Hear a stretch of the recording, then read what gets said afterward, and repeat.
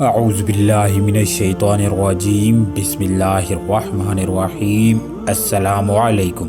اکثر لوگوں میں بھولنے کی بیماری ہوتی ہے۔ ایسے افراد چیزوں کو کہیں بھی رکھ کے بھول جاتے ہیں یا اپنی کہی ہوئی بات بھی بھول جاتے ہیں۔ غرض یہ کہ ان کو جو بھی کام سونپا جائے وہ کام کو سر انجام دینے کی بجائے وہ کام ہی بھول جاتے ہیں۔ بھولنا یا یاد رکھنے کی صلاحیت میں کمی دور حاضر کا ایک سنگین مسئلہ ہے۔ یادداشت کی کمی اکثر سنگین اور مایوس کن اور تشویشناک مسئلہ بن جاتی ہے۔ ماہرین کا کہنا ہے کہ بھولنے کی بیماری کسی نہ کسی وجہ سے ہوتی ہے۔ عمر بڑھنے کی وجہ سے بھی اکثر اوقات لوگ چیزیں بھول جاتے ہیں، لیکن وہ افراد جو بہت زیادہ ذہنی دباؤ میں رہتے ہیں ان میں بھولنے کی بیماری زیادہ پائی جاتی ہے۔ انسان کی یادداشت گزرتی عمر کے ساتھ ساتھ کمزور ہو جاتی ہے۔ بسا اوقات کام کی زیادتی، نیند میں خلل، تھکاوٹ، پریشانی و فکر، ذہنی تناؤ، شراب کا زیادہ استعمال، مخصوص قسم کی ادویات کا زیادہ استعمال یادداشت کی کمزوری کا سبب بنتا ہے، جس کے پیش نظر چیزیں ذہن نشین رکھنا مشکل اور چھوٹی چھوٹی باتوں کو بھول جانا معمولی بات ہے۔ ماہرین کے مطابق وہ افراد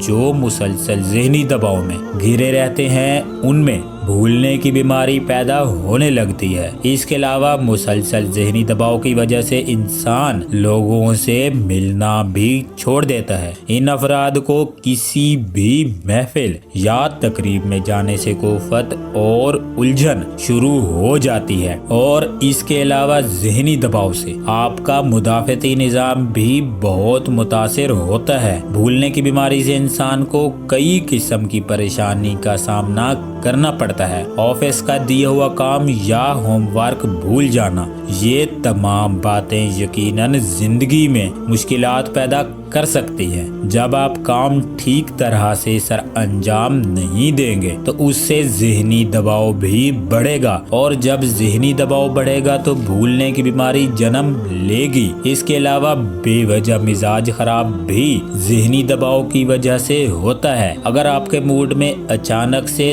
تبدیلی رونما ہوتی ہے تو اس کا مطلب یہ ہے کہ آپ شدید ذہنی دباؤ کا شکار ہیں۔ اب آتے ہیں اس بیماری کے علاج کی طرف۔ ہم اس بیماری کا علاج دنیاوی اور روحانی دونوں طرح کا آپ کو بتائیں گے۔ اچھی یادداشت کا انحصار دماغ کی صحت اور قوت پر ہوتا ہے۔ متوازن اور اعلیٰ معیار کی خوراک دماغ کی قوت کو بڑھا سکتی ہے۔ درج ذیل غذاؤں کے استعمال سے دماغ کو طاقت بخشی جا سکتی ہے۔ نمبر 1، ہرے پتے والی سبزیوں مثلاً پالک اور بند گوبھی وغیرہ میں دماغ کو توانا رکھنے والے غذائی اجزاء اور وٹامنز پائے جاتے ہیں۔ نمبر 2، مچھلی میں اومیگا 3 اور فیٹی ایسڈ پائے جاتے ہیں، اور دماغ کا 60% حصہ فیٹ پر مشتمل ہوتا ہے، اور اس فیٹ کا آدھا حصہ اومیگا 3 کی قسم ہے جو کہ دماغ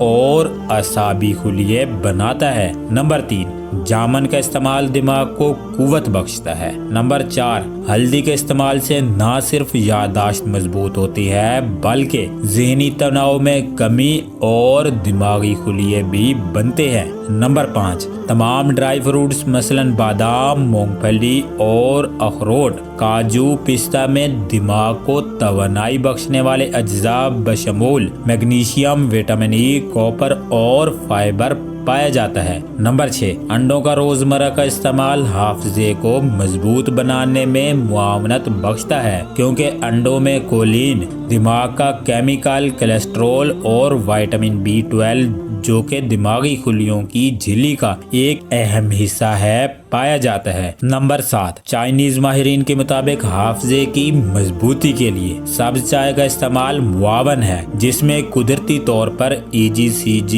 ایپی گلیکشن گیلیٹ جو کہ ایک اینٹی ایکسیڈنٹ ہے پایا جاتا ہے، اور یہ نہ صرف بڑھتی عمر کے ساتھ ہونے والی बीमारियों का मुकाबला करता है बल्कि याददाश्त को भी बेहतर बनाता है। नंबर 8, सेहतमंद चिकनाई जैसा कि जैतून का तेल, रोगन तिल, सूरजमुखी, कैनोला ऑयल दिमागी सेहत के लिए मुफीद है और नारियल के तेल का इस्तेमाल आसाबी बीमारी के इलाज में मुआवन साबित होता है। नंबर 9, जिस्मानी वर्जिश को रोजमर्रा की जिंदगी का हिस्सा बनाने से दिमागी सेहत और कुव्वत मुदाफियत पर मुफीद असरात मुरतब होते हैं। वर्जिश से खून का बहाव पूरे जिस्म बशमूल दिमाग की तरफ बढ़ता है, जिससे हाफजा मजबूत होता है, दिमाग को ज्यादा ऑक्सीजन मुहैया होती है, केमिकल और हार्मोन पैदा होते हैं जो दिमाग को तवाना रखते हैं। इसके अलावा रस्साकशी, साइकिलिंग, जॉगिंग, योगा, चहलकदमी से भी